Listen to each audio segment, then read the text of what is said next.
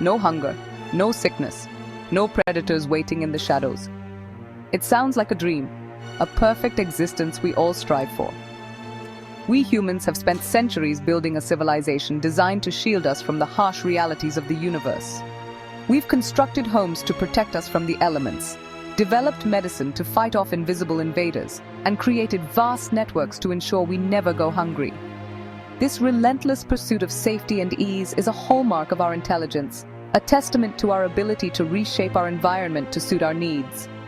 It's a noble quest, born from a deep primal desire to not just survive, but to thrive in comfort and peace. This drive for a softer life is understandable. The cosmos is a tough place.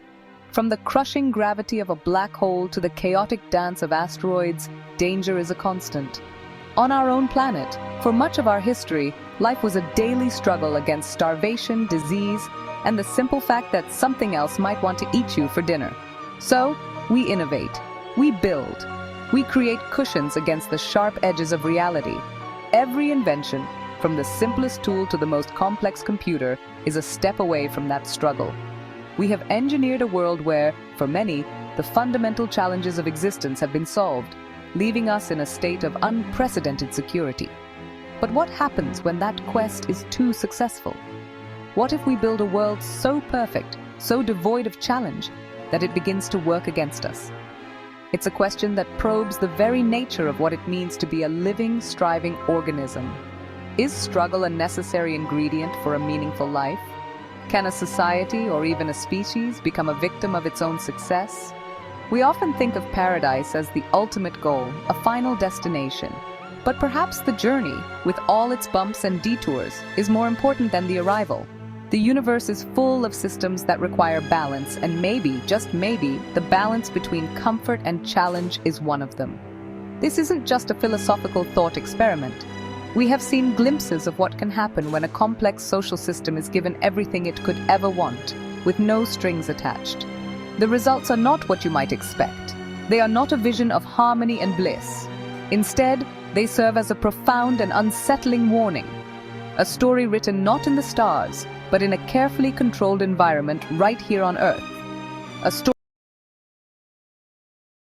about a population that was given a perfect world, only to watch it unravel from the inside out, providing a stark lesson for any species that thinks it can eliminate all its problems. Let's travel back in time, not millions of years, but just a few decades, to the 1960s. A scientist named John B. Calhoun wanted to explore this very idea. He decided to build a paradise, but not for humans. His subjects were mice. He called his creation Universe 25. This was no ordinary cage. It was a meticulously designed rodent utopia. Imagine a multi-level enclosure with everything a mouse could ever desire. There was unlimited food and water, available 24/7. The climate was kept at a perfect, comfortable temperature. There were no predators, no threats from the outside world. It was a world engineered to eliminate death from all causes except old age. Calhoun started this perfect world with just 4 pairs of healthy mice, 8 pioneers in a land of plenty. Their mission was simple: live, reproduce, and enjoy their perfect environment. And at first, that's exactly what they did. With unlimited resources and no dangers, the mouse population began to grow, just as you'd expect. The population doubled and then doubled again. The mice were healthy, well-fed, and busy building their new society. It was a picture of success, a thriving community born in a world free from the typical struggles of life in the wild. This initial phase was called the Strive period, where the mice behaved normally, carving out territories and raising their young. The enclosure itself was a marvel of planning. It was large enough to comfortably house thousands of mice.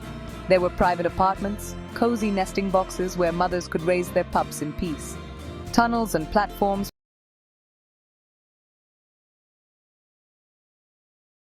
provided ample space for exploration and social interaction. Calhoun and his team ensured that the environment remained clean and disease-free. They had removed every conceivable obstacle to a long and happy mouse life. The experiment was designed to see what would happen to social behavior when the pressures of survival were completely removed. What does a society do when it has nothing left to struggle for? The universe was set, the inhabitants were in place, and the great cosmic drama began to unfold. for a while, Universe 25 looked like a resounding success. The population boom was a sign that the environment was working as intended. The mice were flourishing in their protected world, demonstrating how quickly a species can expand when its basic needs are met without effort. This was the golden age of the mouse utopia. The pioneers and their first few generations of descendants lived in a world of abundance that their wild ancestors could never have dreamed of.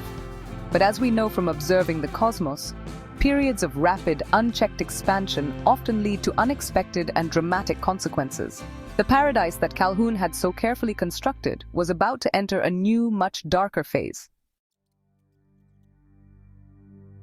After about a year, something strange began to happen in Universe 25. The population growth, which had been so explosive, started to slow down dramatically, long before the space was physically full. The society began to break down. Male mice, who should have been defending their territories and mates, became apathetic. They stopped fighting for their status. Other males became hyper-aggressive, attacking others without reason, not for territory or mates, but in random acts of violence. The intricate social structure that had formed in the early days began to crumble. The rules of mouse society, it seemed, no longer applied in this world of effortless existence. The females were affected too. Mothers, who would normally protect their young fiercely, began to neglect them. Some abandoned their pups entirely. Others even attacked their own offspring. As a result, the infant mortality rate skyrocketed. The very foundation of the society, the raising of the next generation, was falling apart. With the social fabric fraying, a new generation of mice was born into a world of confusion and chaos. They grew up without learning the normal social behaviors of their species. They never learned how to mate, how to parent, or how to engage in the complex rituals of mouse life. Their social development was stunted. This led to the rise of a new group of mice that Calhoun called the beautiful ones. These were mice, both male and female, who were physically perfect. Their fur was sleek and healthy, their bodies free from the scars of conflict, but they were socially sterile. They did nothing but eat, drink, sleep, and groom themselves. They never engaged in mating, fighting, or any meaningful social interaction. They withdrew completely from the chaos around them, living isolated lives in the middle of a crowd. They were beautiful on the outside, but empty on the inside, contributing nothing to the continuation of their society. They were living, but not truly alive. Ultimately, the population peaked at just over 2,200 mice, and then began its final, irreversible decline. The last surviving mice were the beautiful ones and other socially broken individuals who had lost the ability to reproduce. Even when Calhoun moved some of these survivors to new, less crowded environments with normal mice, they remained withdrawn and never reintegrated. The last birth in Universe 25 occurred, and from that point on, it was a slow march to extinction. The mouse utopia had died, not from starvation, disease, or predators, but from a loss of purpose, a spiritual death that came from having everything too easy. The perfect world led to a perfect storm of social collapse. Now, it's easy to say they're just mice, and that's true. We are not mice. Human society is infinitely more complex. We have art, science, philosophy, and the ability to be self-aware. We can recognize a problem and consciously try to solve it. But we cannot ignore the echoes of Universe 25 in our own world. The experiment serves as a powerful metaphor, a cautionary tale about what can happen when striving and purpose are removed from our lives. It forces us to look at our own pursuit of comfort and ask if we, too, could be vulnerable to a similar kind of social decay when life becomes too frictionless. Think about it. We see phenomena in human society that feel eerily similar. We see individuals who, despite having all their material needs met, feel a profound sense of emptiness, anxiety, or depression. We see social withdrawal, where people retreat from real-world interactions into isolated digital worlds, grooming their online personas, much like the beautiful ones groomed their fur. These are not signs of a society on the verge of collapse, but they are symptoms of a modern struggle. A struggle not for survival, but for meaning. A challenge that arises when the old challenges have been conquered for us. The lesson from Universe 25 is not that comfort is bad. It's that comfort without challenge can be dangerous. Struggle gives us purpose. Overcoming obstacles builds resilience and character. The effort of raising a family, building a career, creating art, or pushing the boundaries of scientific knowledge. These are the things that give our lives structure and meaning. When these challenges are absent, we can become like the mice in the experiment, lost, apathetic, and disconnected from the very things that make us who we are.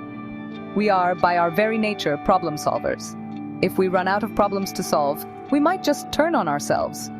The universe, in its grand design, is a place of balance. The balance between gravity and expansion, between matter and energy, between creation and destruction. For us, the key is to find our own balance. A balance between the comfort we crave and the meaningful challenges we need. We can build a better world, a world with less suffering and more opportunity, without creating a sterile paradise that robs us of our purpose. We must continue to strive, to explore, to create, and to connect. We must ensure that for every comfort we invent, we also find a new, worthy mountain to climb. That is how we can avoid the fate of Universe 25 and continue our grand journey through the cosmos.